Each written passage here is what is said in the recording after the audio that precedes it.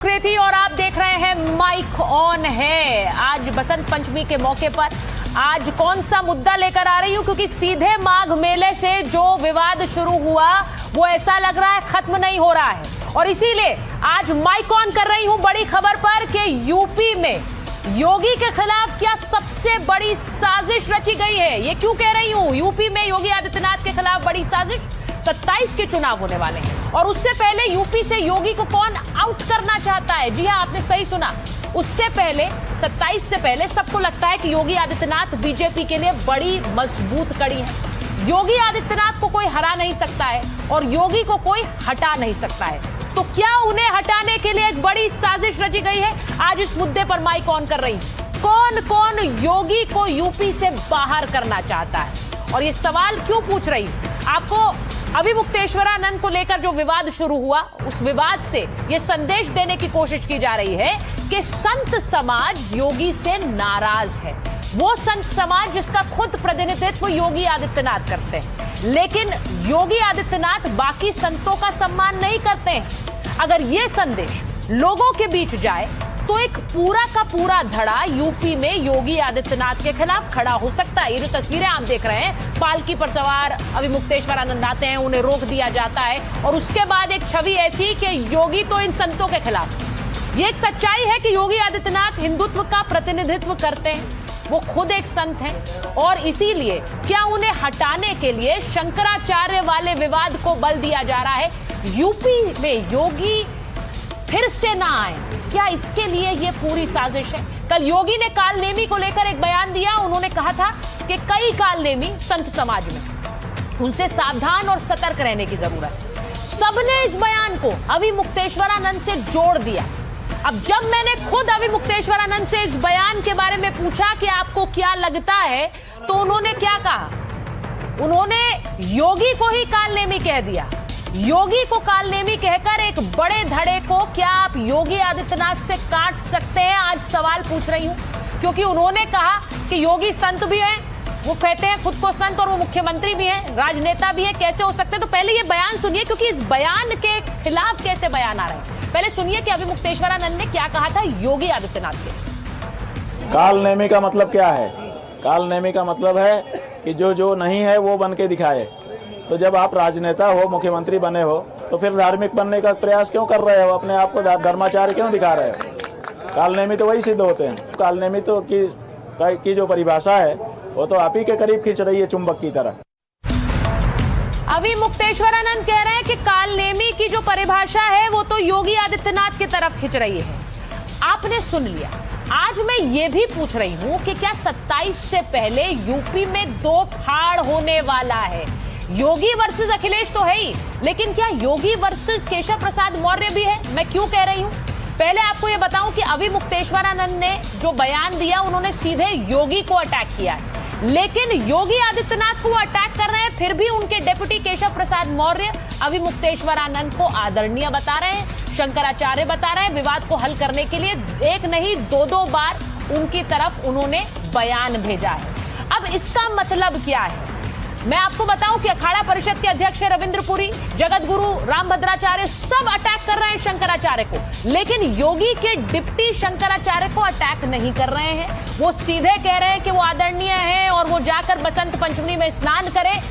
इसका मतलब अखिलेश यादव ने क्या निकाला है, जरा ये भी आपको बता देती हूं। अखिलेश यादव ये कहना चाह रहे हैं कि यूपी में सत्ता में दो फाड़ हो गई।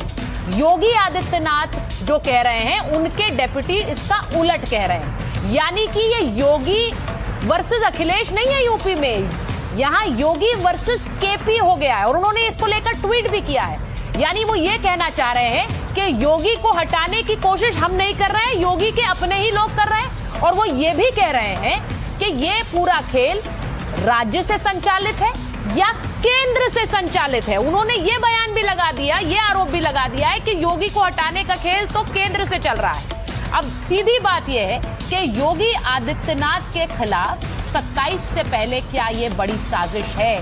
सनातन अगर प्रेमी योगी के खिलाफ खड़े हो जाएं, तो क्या योगी आदित्यनाथ 27 से पहले कमजोर हो जाएंगे? क्या अखिलेश यादव को इसमें अपना फायदा नजर आता है? जरा सुनिए पहले कि कल केशव प्रसाद मौर्य ने क्या कहा था, उनका ये बयान सुन लीजिए, जो बहुत से लोग कह रहे हैं कि योगी आदित्यनाथ के खिलाफ जा रहा है। जरा सुनिए।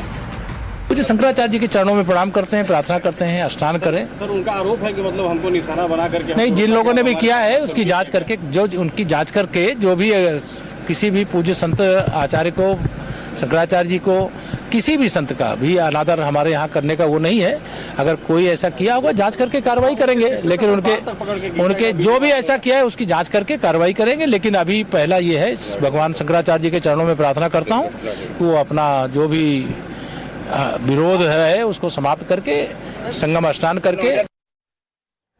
अब आपने सुना क्या कह रहे हैं केशव प्रसाद मौर्य। वो कह रहे हैं भगवान शंकराचार्य के चरणों में मैं अपना सत्कार भेजता हूं और कहता हूं कि विवाद को खत्म करें। इसका मतलब क्या है? इसी बयान को लेकर अखिलेश यादव कह रहे हैं यूपी में तो केपी वर्सेस योगी हो गया है।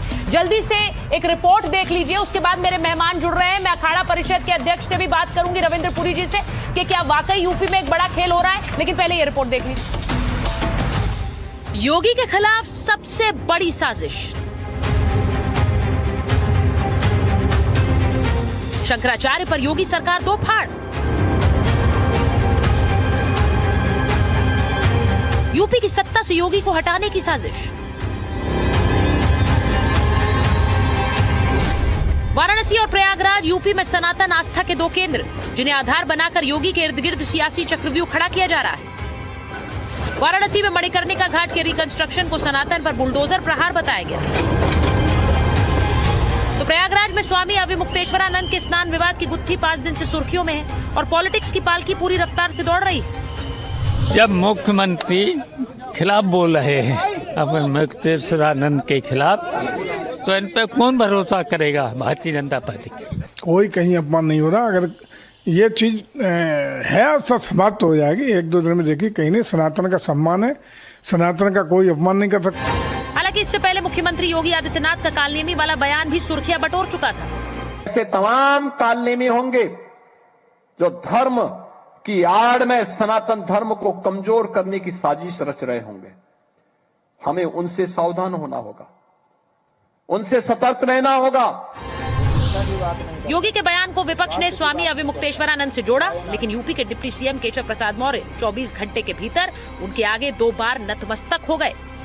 पूज्य शंकराचार्य जी के चरणों में प्रणाम करते हैं, प्रार्थना करते हैं, स्नान करें। सर, उनका आरोप है कि मतलब हमको निशाना बना करके नहीं, जिन लोगों ने भी किया है उसकी जांच करके, उनकी जांच करके जो भी किसी भी पूज्य संत आचार्य को, शंकराचार्य जी को, किसी भी संत का भी अनादर हमारे यहाँ करने का वो नहीं है। अगर कोई ऐसा किया होगा जांच करके कार्रवाई करेंगे, लेकिन उनके जो भी ऐसा किया है उसकी जांच करके कार्रवाई करेंगे। लेकिन अभी पहला ये है, भगवान शंकराचार्य जी के चरणों में प्रार्थना करता हूँ कि वो अपना जो भी विरोध है उसको समाप्त करके, संगम स्नान करके। समाजवादी पार्टी के सुप्रीम बॉस अखिलेश यादव ने सीएम और डिप्टी सीएम के स्टैंड में अंतर देख लिया और सोशल मीडिया पर लिखा, उप अपने मुख्य की लाइन काट रहे हैं। वो जो बयान दे रहे हैं उसके पीछे देश की राजधानी सक्रिय है या प्रदेश की। योगी मुख्यमंत्री भी हैं, गोरखनाथ पीठ के महंत भी और सनातन के ध्वजवाहक भी। समाजवादी पार्टी और कांग्रेस को योगी को घेरने के लिए अच्छा मौका मिल गया है और मुद्दा भी। सवाल यह है कि सनातन की आड़ में योगी के खिलाफ साजिश हो रही है, तो इस साजिश के किरदार आखिर कितने और कौन कौन है?